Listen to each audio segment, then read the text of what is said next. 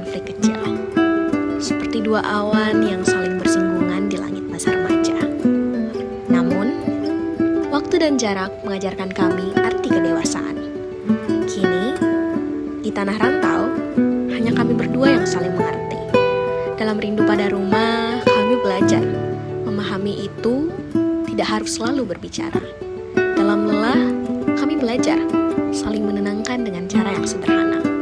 Komunikasi kami tumbuh lebih erat, dan itu menandakan kedewasaan dalam kebersamaan. Dan dari perjalanan ini, saya belajar bahwa hubungan antar persona bukan sekedar tentang seberapa sering kita berbicara, tetapi tentang seberapa dalam kita saling memahami. Dan melalui video wawancara ini, saya ingin menunjukkan bagaimana cerita kecil kami mencerminkan makna sejati dari komunikasi yang hangat dan hubungan yang tumbuh dari saling pengertian.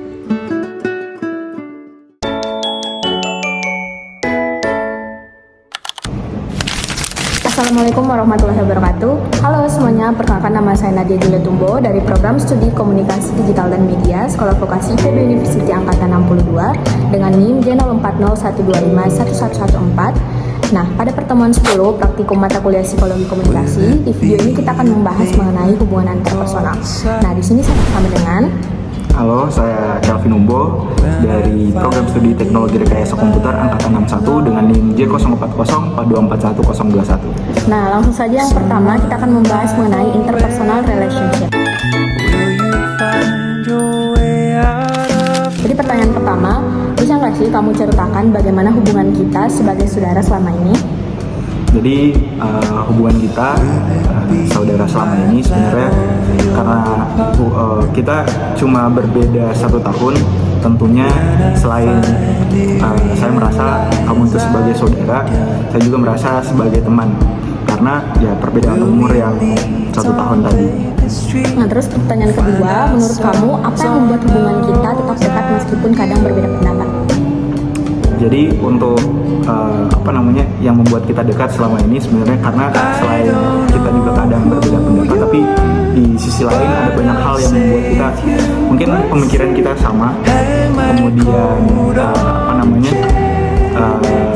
kegiatan kita juga rata-rata kadang sama. Mungkin sekarang saja yang mungkin selama kita di IPB ya karena satunya KMN, satunya teknologi rekayasa komputer, jadi mungkin cuman sekarang saja sih yang mungkin agak sedikit berbeda, tapi sebelumnya hobi dan untuk perlombaan yang sering kita ikut itu sama, mulai dari puisi, mulai dari ceramah, intinya public speaking, duta dan lain-lain dulu itu sama. Tapi sekarang karena sudah punya fokus yang berbeda-beda, saya di teknologi rekayasa komputer dan dia di komunikasi digital dan media.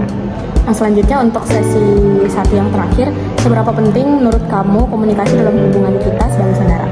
Ya, untuk sekarang komunikasi itu sangat penting karena kebetulan kami berdua sedang merantau di Bogor, ya yang notabene kami dari Sulawesi Selatan, tepatnya di Kabupaten Bulukumba, dan sekarang kita merantau di Bogor dengan kultur yang berbeda. Tentunya kita harus saling mengkomunikasikan tentang ketika dia pertama kali datang ke sini, karena saya duluan yang datang ke sini 1 tahun sebelum ini, sehingga ya semua hal harus dikomunikasikan dengan baik terkait dengan lingkungan, terkait dia apa yang harus dia lakukan selama di sini, dan juga tentang menjaga hubungan yang baik sesama saudara, karena cuma kita berdua yang bisa saling menjaga, karena keluarga kita cuma berdua di sini. Nah, selanjutnya kita masuk ke sesi 2, yaitu situasi iklim suportif. Pertanyaan pertama di sesi ini, situasi seperti apa yang membuat kamu ini merasa nyaman berkomunikasi dengan saya?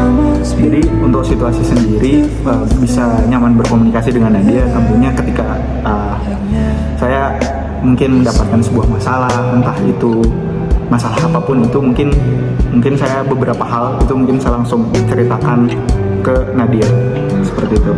Selanjutnya pertanyaan kedua, apa yang biasanya kita lakukan agar komunikasi di antara kita tetap terbuka dan juga saling mendukung?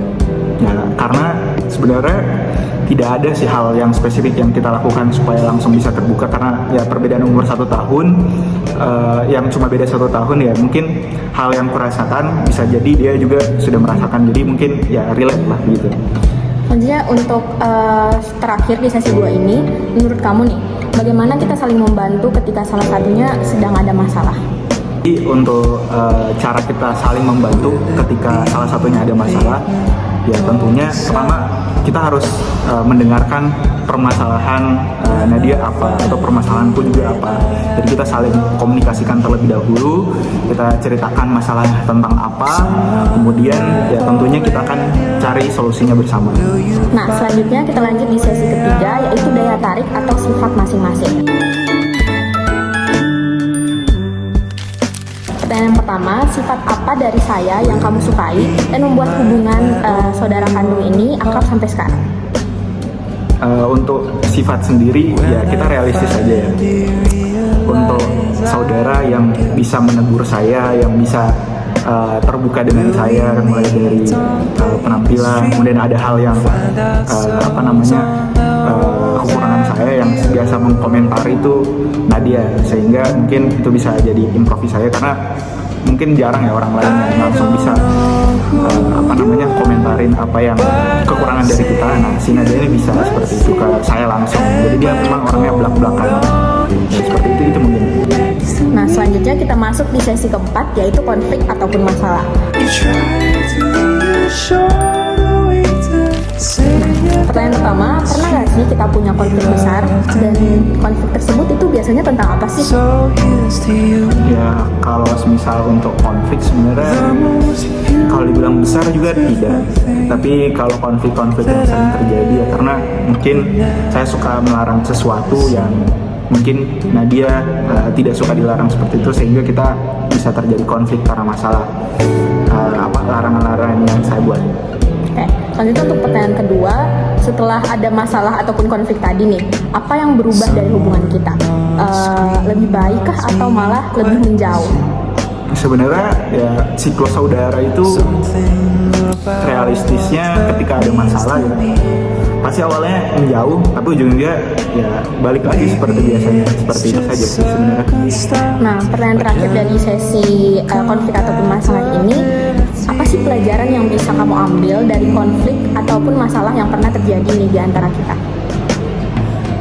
Jadi konflik atau masalah yang pernah terjadi sebenarnya yang bisa kita ambil sebenarnya tentunya kita ya akan bisa saling memahami lah, karena larangan tadi yang saya buat sebenarnya ya untuk kebaikan dia juga sebenarnya. Tapi di sisi lain ketika saya mungkin salah mengambil keputusan ya itu bisa menjadi pelajaran kita berdua seperti itu.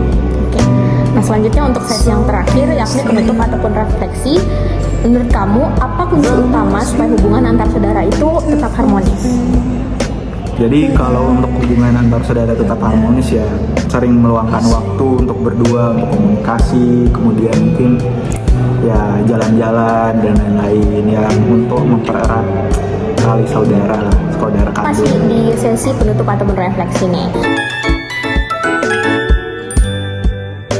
Kalau kedepannya kita udah sibuk nih dengan urusan masing-masing, apa yang ingin kamu pertahankan dari hubungan kita sekarang agar tetap dekat seperti sekarang? Jadi kalau untuk yang harus kita pertahankan ketika keduanya udah sibuk, tentunya ya komunikasi sih. Dari awal sudah saya jelaskan tentang komunikasi itu penting.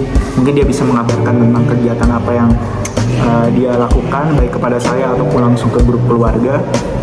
Ya untuk menginformasikan lah, mengabari terkait kegiatan-kegiatan dia, supaya ya saya orangnya tidak kepo kegiatan dia seperti apa, tapi paling tidak dia mengabari lah dia ada di sini atau ada di mana, kegiatannya seperti apa, kayak gitu sih.